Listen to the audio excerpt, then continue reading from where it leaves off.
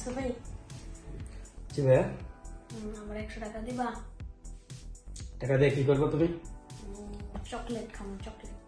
Chocolate খাবা? ঠিক আছে, চকলেটের জন্য টাকা তো দেওয়াই যায়, যেহেতু তুমি চকলেট খাইবা। তো চকলেট খাইতে হলে আমাকে উস্কি ভাষায় সপ্তাহে 7 দিনের নাম বলতে হবে, পারবা? শিওর? 100%। আচ্ছা ঠিক আছে, তাইলে বলো তো দেখি। সোমবার উস্কি ভাষায় কি বলে? পানি দিই।